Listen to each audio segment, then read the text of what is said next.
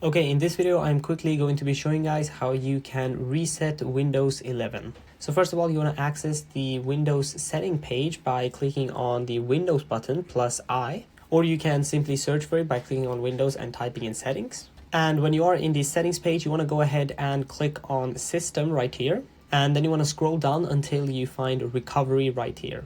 When you are here, the option that you want to look for is Reset this PC. So just go ahead and click on Reset PC. Keep in mind that it might take a while for this window to pop up, or it might get stuck on maybe, for example, 62%, but that's normal, and all you have to do is just wait for it to continue. The first option you will see here is if you want to keep your files or remove everything. So if you're, for example, selling the computer secondhand, then you obviously want to choose remove everything, which is going to give you a fresh install of the Windows operating system. After that, it might load up some more, but then you're going to get this option for either a cloud download or a local reinstall. Both of these work pretty much, but I would definitely recommend doing the cloud download because then you're getting a brand new copy of the Windows operating system from the Microsoft servers. But keep in mind that that might use a bit of data. As I said down there, it might use about 4 gigabytes of it. But if you're connected to Wi-Fi, then that shouldn't be a very big issue. So yeah, hopefully this video helps you out.